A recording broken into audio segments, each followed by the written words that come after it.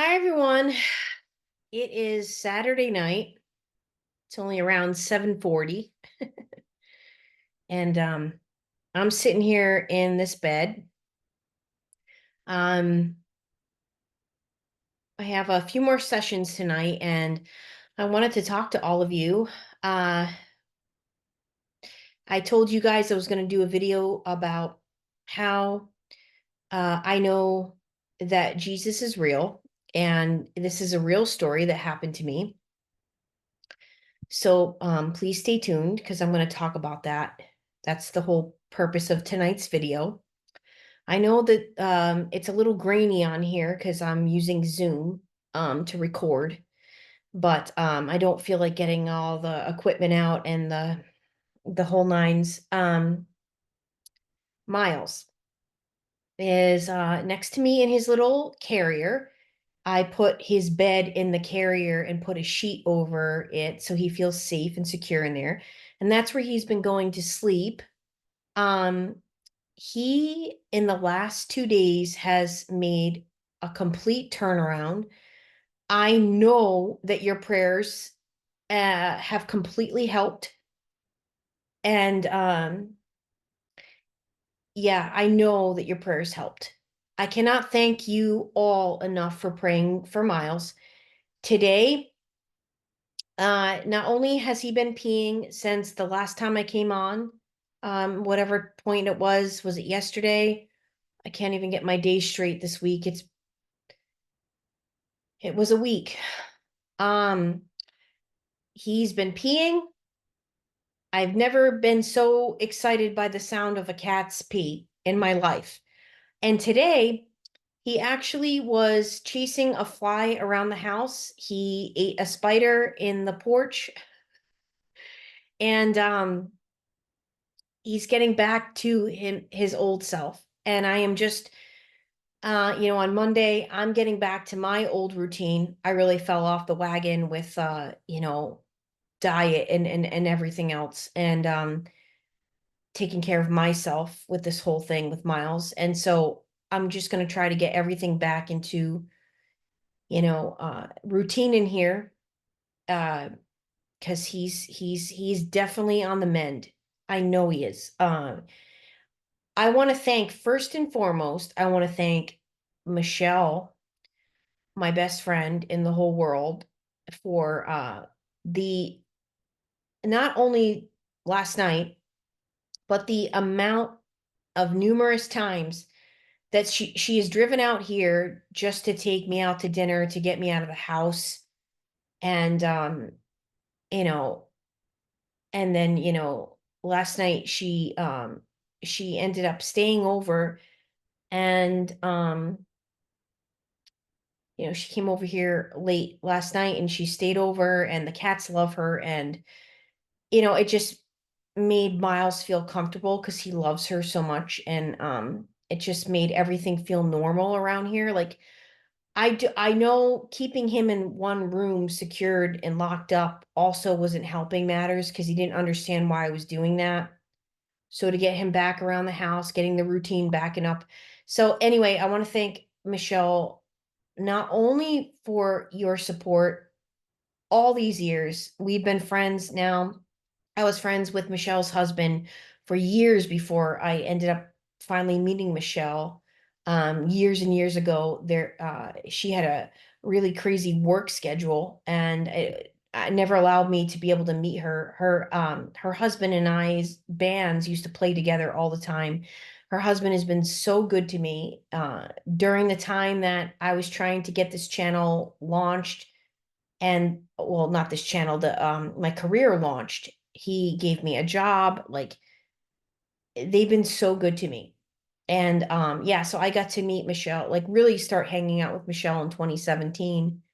And she's been a constant in my life. um she's been like the sister I don't have. She has been family to me. And I quite honestly don't know where I'd be without her. She supports me, she encourages me. She has heard me and my insecurities probably 1,000 times, and without getting sick of it or getting annoyed with me. She's never done that once. She just continues to encourage me to keep going and keep doing this and everything else that she's seen me go through. Yeah, she's the first person I want to thank. And then I need to thank Sheila and Patrick. You guys already sent me a donation for Miles's surgery, and then you went ahead and you sent me another donation last night and today for his emergency visit. Ugh, I don't even have words.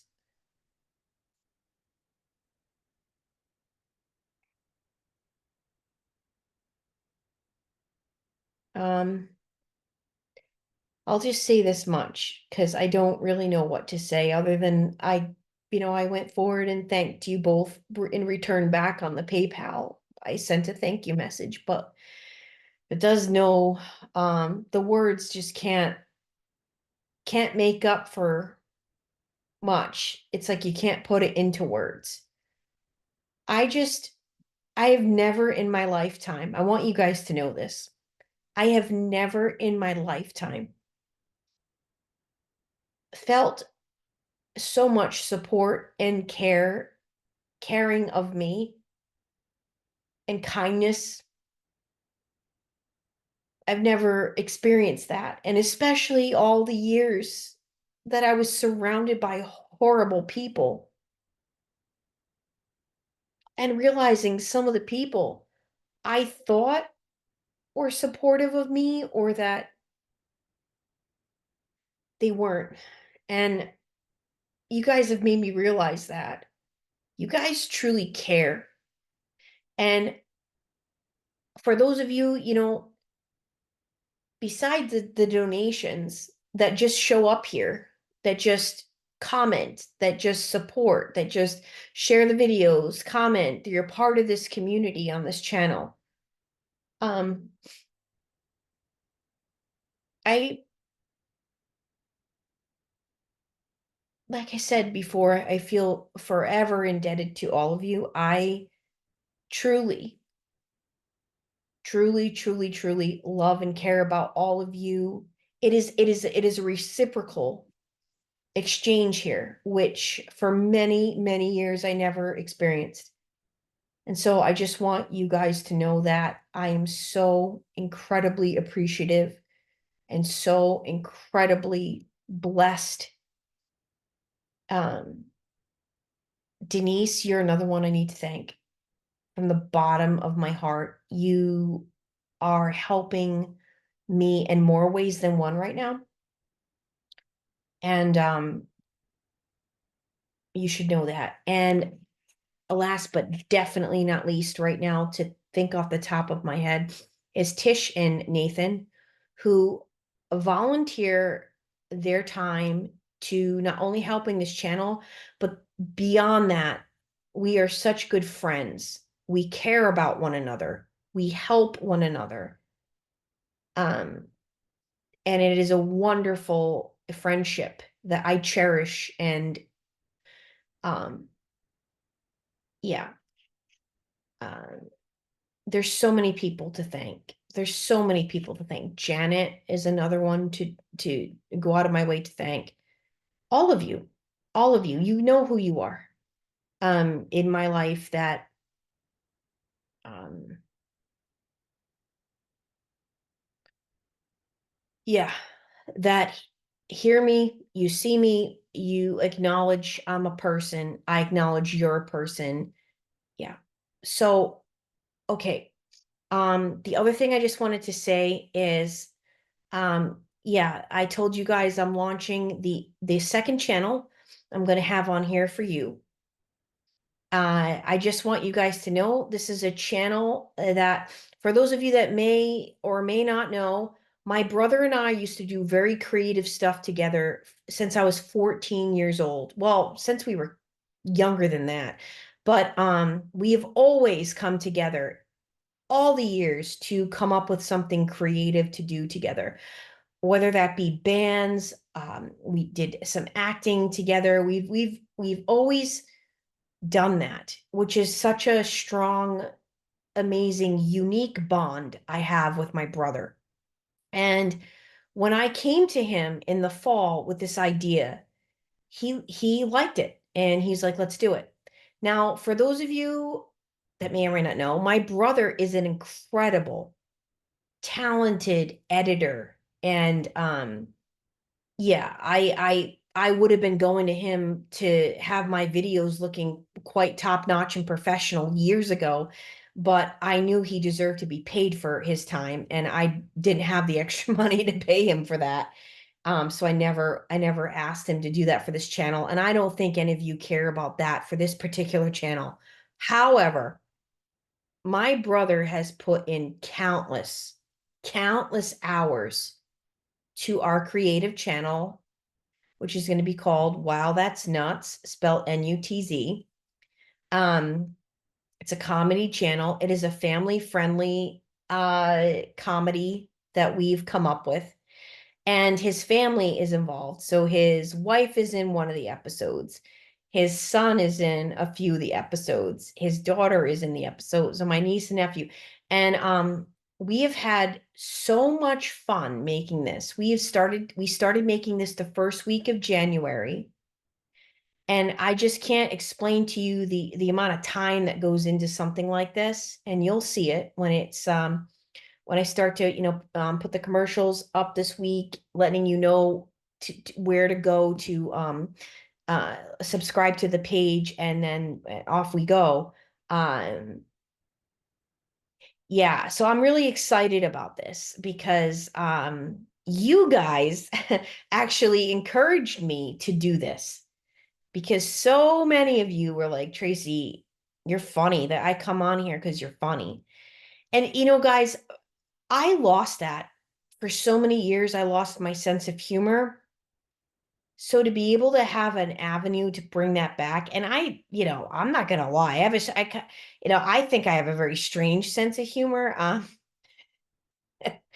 But thankfully you guys get it and you're on board with it. And so those of you that are, I'm sure some of you won't be. You won't think it's funny. I don't care. They always say when you create art, you should please yourself first, and that's going to be the most authentic thing you could ever do. If you ever create art thinking about what other people are going to like, it will never be good art. And I agree with that.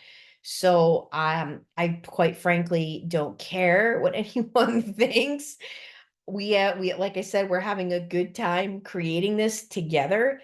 Um Doing this project together. We've put all of our mornings to this. I didn't even take clients in the mornings. We were doing this all week and creating this. So I'm really excited to share this with you guys. And again, as I said yesterday, this is another avenue for you guys to heal by humor. Laughing is one of the most important things any of you can be doing, whether you're in a narcissistic relationship right now, coming out of one, wherever the stage you might be in life.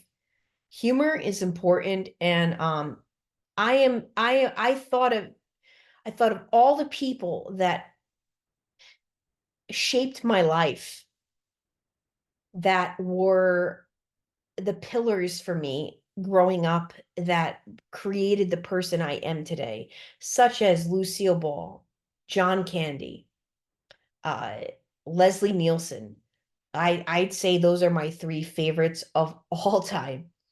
Um, and so I thought of them and I said, you know what? I was voted the class clown my entire school career. And I made a lot of people laugh back in the day, and she's still there, and I'm gonna embrace her again. So I'm really excited to continue watching, because I will be putting out where you can find the information, the channel, and I have more ideas too, even for this channel. of where I'm gonna be taking it. So anyway, okay. I know for those of you that wanted to hear this story, I'm gonna tell it. Um, and that's why I'm just kind of doing this in the old setting of my bed where it's just comfortable and I can just try to remember all the details and not have the pressure of, um, just here I am in my old, setting here, just not I just want to tell the story. I don't want to be distracted by I have to look good on the camera, wear my nicest outfit. I just want to tell you guys the story. And I'm looking at the time. I got about a half hour to tell it. um, before I have more sessions tonight. Okay. So it is,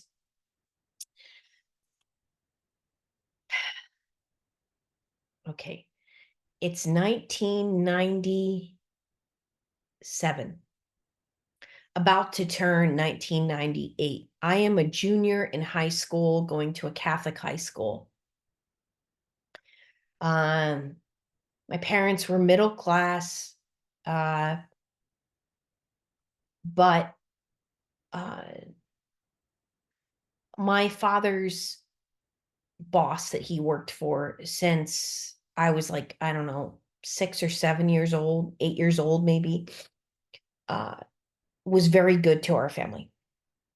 Very good. And then his son took over when he passed and again was so good to our family. And so, um, yeah, my father worked his way up to the top, became vice president of the company, and the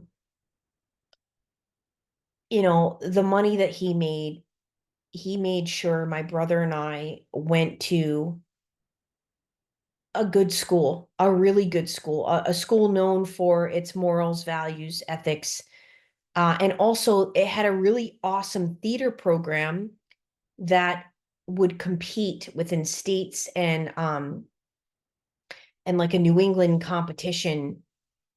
So, and we were really big into, obviously, for those of you that remember, I've told the story that I've been on a stage since I was 3 years old. So yeah, so that was a really good school that we went to. Considering how much my parents were paying for us to go to the school, is to think back, like I can't even I don't even know how they made it.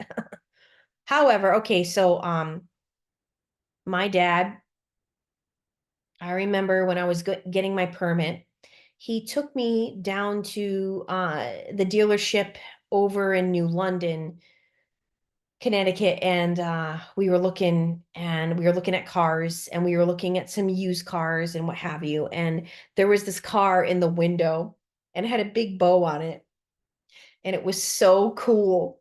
And I was like, what car is that? And they're like, oh, that's a Pontiac Grand Am. And I think it was a few years, it was like maybe a 94 and it's 1997. It only had, if I remember correctly, it didn't have many miles on it. It was like in their window. And I was like, that car is so cool. It was black, it was really sporty looking. And I just lit up looking at it. And anyway, we were looking at all these other used cars in the lot and stuff, but I just remember being like, that car is so cool. And so what, I turned 17. I Yeah, so I don't, okay.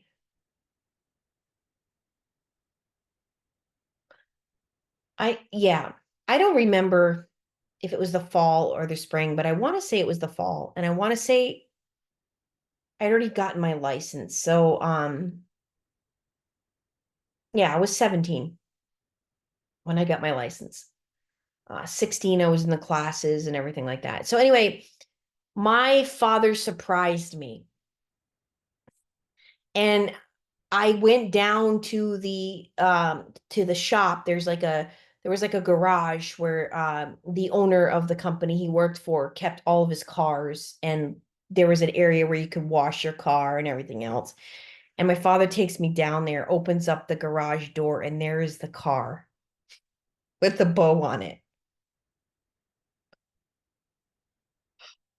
And I just remember crying, like I couldn't believe it. My dad and my mom bought me this car. I was like, I'm going to be the coolest person in school with this car, this Pontiac Grand Am. You guys, to this day, that car had a sound system that was unlike any other car I've had to this day.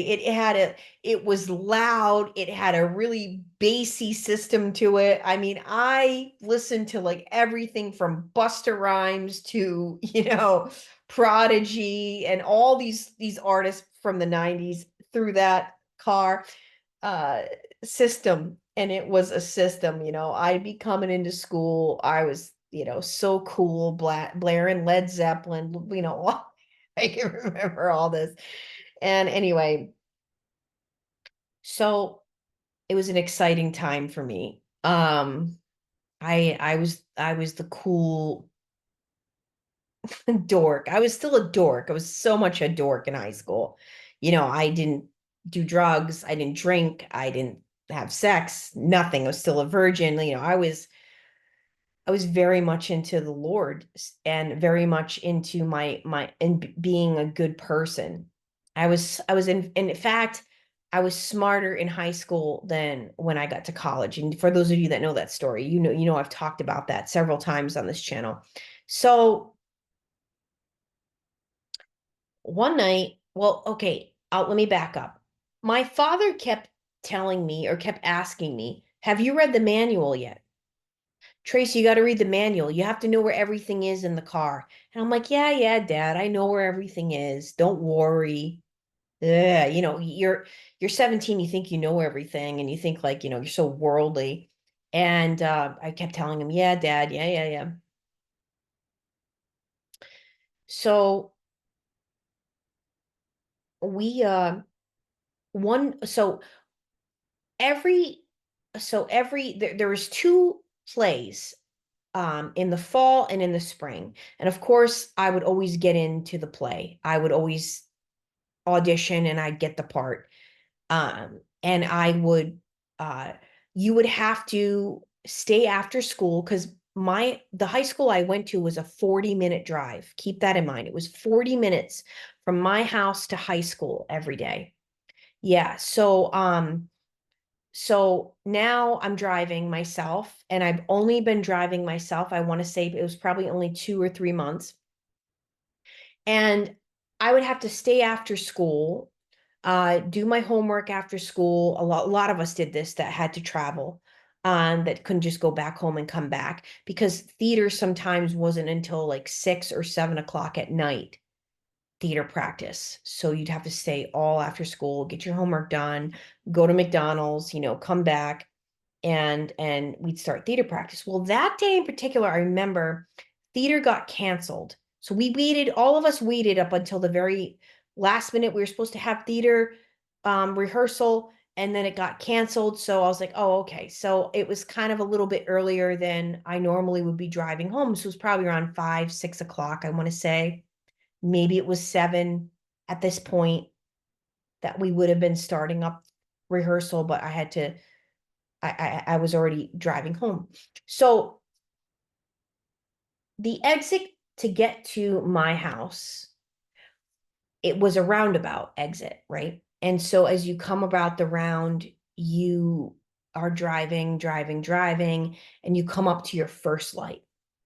Well, as I took that roundabout that night, and I remember it was very cold, so it had to be the middle of winter. Yeah, it had to be actually. Yeah, it was probably the middle of winter. Came the roundabout.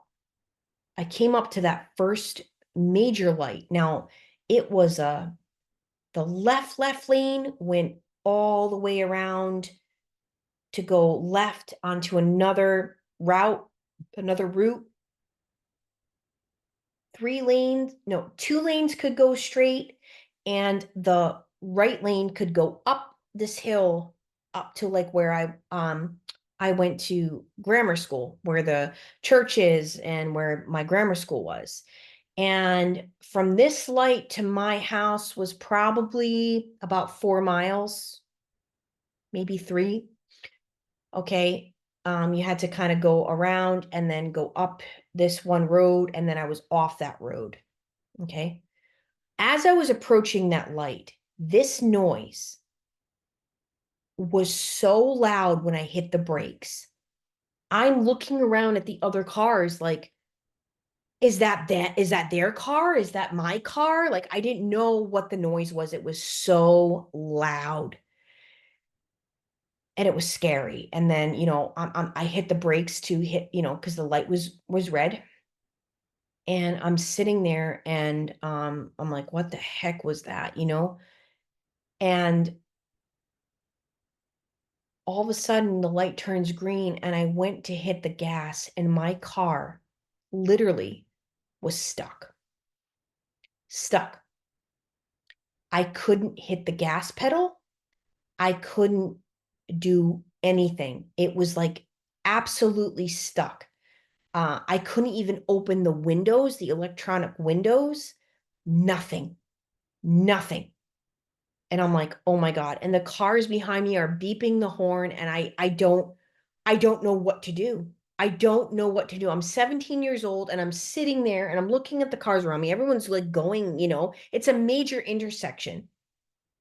And I'm sitting there and I'm like, oh my God, oh my God, oh my God, oh my God. And I had to open the door every time the light turned red and go like this for people to go around me. I didn't know what to do. I did not know what to do at 17 years old. I'm like, do I get out of the car? Well, my father had given me a Motorola cell phone. In 1997, they were the huge ones with the big antenna, and so I grabbed it. I'm in a panic. And of course, I'm calling home over and over again. And it's doing it. I don't know if you guys remember that old sound when it wouldn't go through it. It'd go beep, beep, beep, beep, beep, beep. And it kept doing it and it kept doing it. So I just start to panic and cry. And every time the light would, come and everybody would be stopped, I opened the doors. I ran out to people. People, I am telling you, were looking at me like I was nuts. I'm like, please call the cops or something. Like I can't move my car. And I must have looked crazy. And I remember like 2 cars in particular just looking at me and going, yeah, okay, sure. Like, and I knew they weren't going to help me. I knew they weren't going to help me. And I was like, oh my God, my car, my baby car here. Like, what am I gonna do? My dad's gonna kill me. I don't know what to do. And I remember just sitting there like, I don't know what to do. I don't know what to do. And I was panicking and I'm still opening the door every time the cars are coming to tell them to go around me and they're beeping the horns. And I couldn't get through to my house and I didn't know what to do. And I just sat there and I'm like, please, God, please, please, God, please, like, please tell me what to do. Please tell me what to do. Please. I don't know what to do. And I was so scared. I was so scared and I didn't have a clue. And I was like, I'm 17 years old. I can't walk in the middle of by myself 4 miles home. Like I didn't know. I can't leave the car. I didn't know what to do. I didn't know. I didn't have that common sense or anything. All of a sudden in as soon as I prayed to God and I prayed and I said, please, Jesus, please, Jesus, please, Jesus, tell me what to do. Please, Jesus, tell me what to do. To the right of me, this red sports car pulls up and the woman's going like this, roll down your window. And I'm going, I leaned over and opened the door and I said, I can't open the windows. I can't open the windows. I don't know. She goes, it's okay. It's okay. She goes, put your hazard lights on. They're right in the middle console over to the right. Can you see that button that has the arrow? It's right in the middle of your console right there.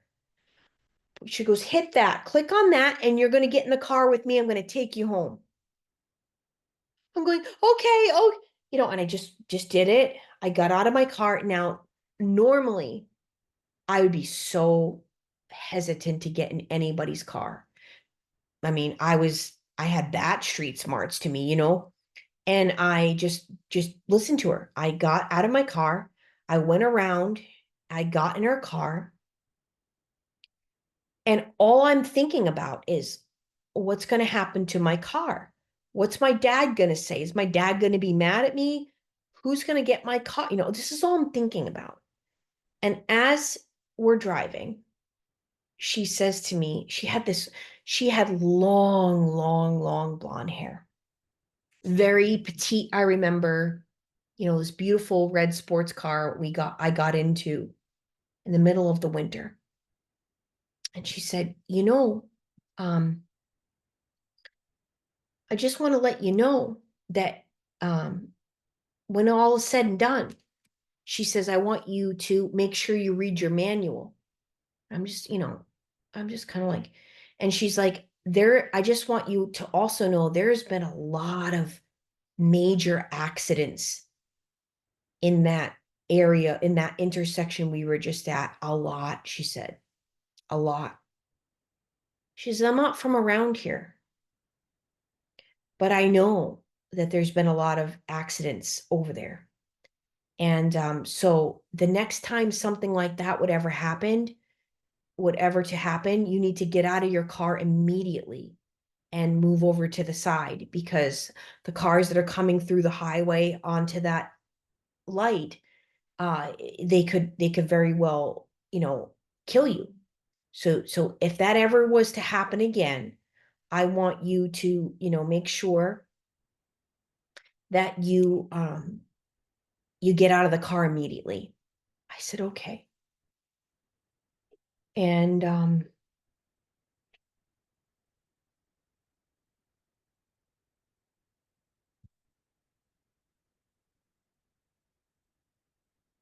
again, all I'm thinking about is the car, the car. Who's going to get the car? My dad? Yeah, yeah, but well, the next thing I know, I'm in my driveway, and I I'm panicked still, thinking about the car, my dad, the car. Go to open the door. I said, "Thank you very much." And she looked at me and she said,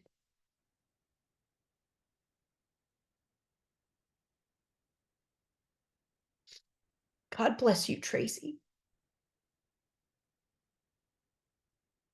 And I shut the door, and it hits me as she begins to back up slowly and take off down my road. It hits me what just happened. It hits me that she was an angel sent by God, and nobody was going to tell me otherwise. Nobody. I knew. I never told her my name. I don't even think I told her how to get to my house. I never told her my name. I know that. So it hits me like a ton of bricks. And I fell on my knees in the driveway and I began to sob. And that was almost like an innate thing that happened. I didn't even think about it. I just did it. I fell on my knees. I knew what just happened. I knew it. And I'm in shock, you're in awe when something like this occurs. You're in complete and utter awe. And so as I gathered myself, I opened the door. You can't talk about this right away to anybody, right? Because it's just so incredible. I opened the door very calmly. I told my father what happened. My father called the police, met the police down there. Apparently, the clamp on my brakes was not on properly. And so they were able to reverse the car and get the car on a tow bed and all that. Right. I'm in shock. And I said to my mom, as my father was down there dealing with all that with the police, and I'm in the house, I said to my mom, I'm going to go in my room. Just felt like I wanted to be alone. So I go down the hallway. I open the door to my room. I turn on the lights.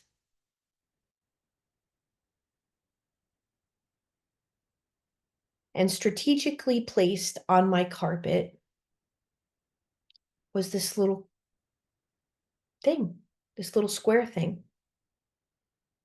And I don't know what it is. And so I walk into the middle of my bedroom and I look down.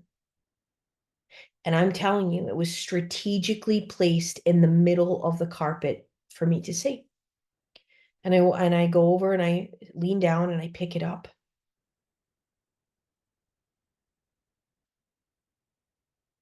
And it's a prayer card to Saint Raphael. It's a prayer card to Saint Raphael. And the prayer is all about Saint Raphael, who helps travelers. He's the archangel of traveling.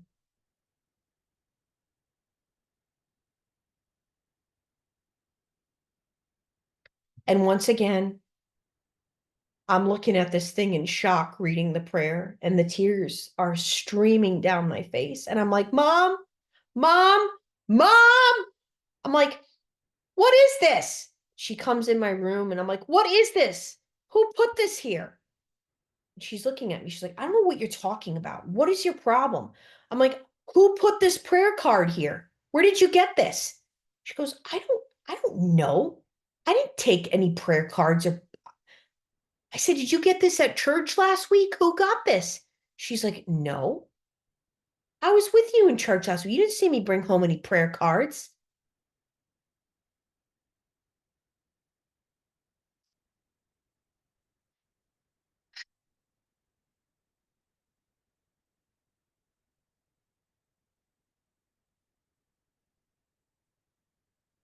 That prayer card remains in my Bible. It remained in the Bible I had in high school that I needed for theology class. But I have since transferred that prayer card into the Bible I have now in my house, and it will stay there. I will never, ever lose sight of that prayer card. So when people want to argue with me and tell me that I'm nuts and that Jesus isn't real and this and that, I don't need to argue with anyone. I never will.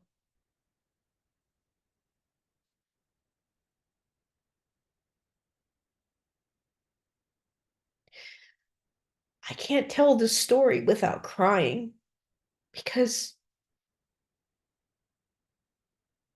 they say when you're in the presence of God, you can't not cry. It's just so powerful. It's so real. It's so unbelievable. And it is just so overwhelming that you flow with tears from his presence, from the astonishment, the awe, the amazement, the amazing power of Christ. And for that to have happened to me at 17 years old, when things could have been so bad, that could have turned so bad.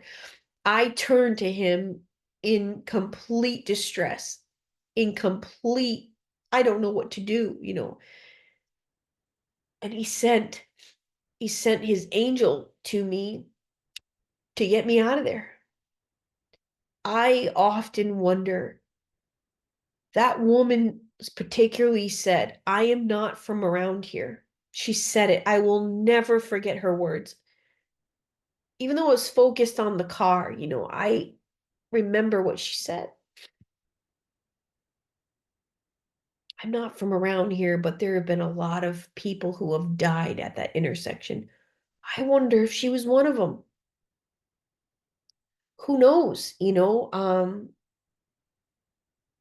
She was just beautiful. I remember she was an older woman. She had to be in her 50s, but just beautiful.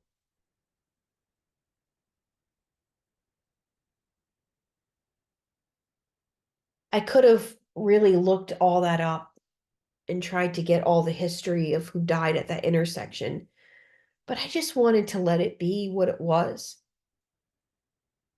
It was a divine intervention. It was Jesus, and it was my proof that he's real. And I don't quite honestly don't care what anybody says, because as I've talked about before, when something like that happens to you, you just know. You just know. There is no anybody that's going to come and tell you anything otherwise. It's this instilled in you feeling reaction. No, it's between you and God. It's very, very personal. It's very, very intimate. And it's very, very real. Well, I know I've been meaning to tell that story for a very long time on this channel. And I thank you again for allowing me the space to feel comfortable to tell it.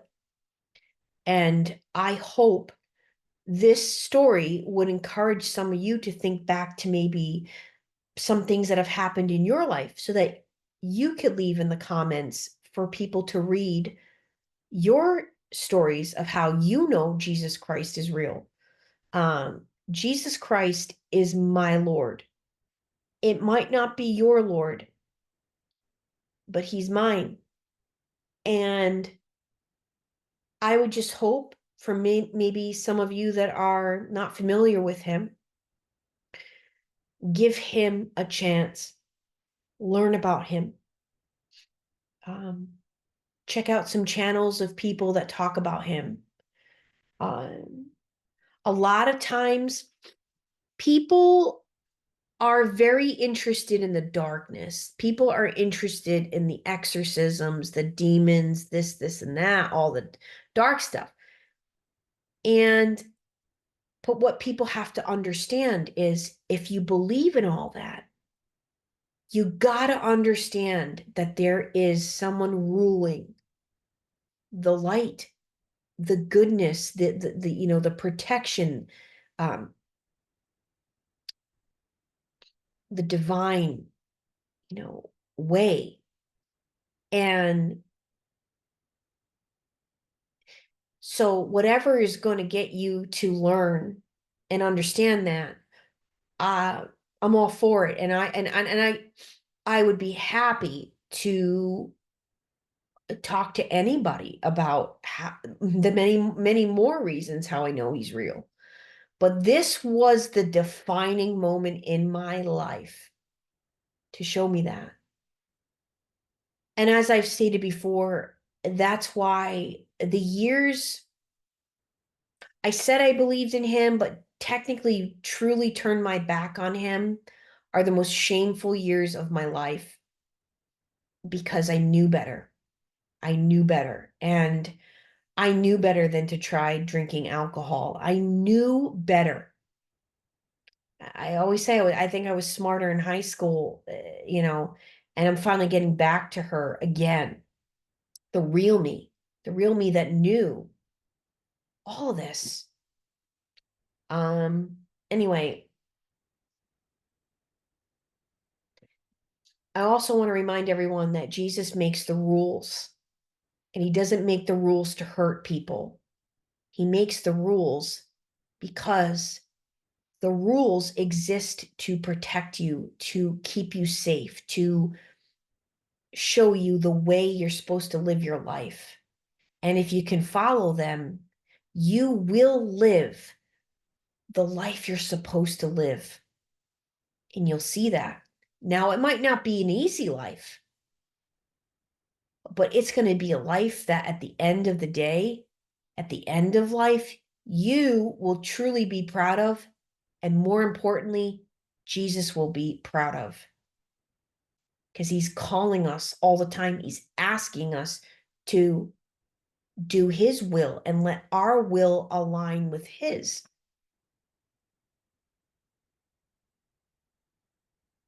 Our will align with his destiny, or our destiny align with his will for us. Either or both. We gotta be in alignment together. And when that happens, those are the moments you'll never forget. Those are the moments you'll be most proud. It doesn't involve money. It doesn't involve fame. It doesn't involve, ego at all. Some of the most small things you could think of are going to give you the most happiness, and they're going to be what I'm describing here. And anyway, thank you for listening, and I hope that this can encourage you to think back to thinking of things that you remember experiencing that you think could have been similar, of that he sent an angel, or he let you know he's listening. He let you know he's there. He answered your call and your cry. So let me know in the comments and let others know. And thank you again for being here. I'll be back. I'm going to try to get back to normal again and make more time for this channel and for my new channel. I love you guys very much. I'm Trace Face. It's time we all face the truth together. And it's time we all thank Jesus Christ. Amen.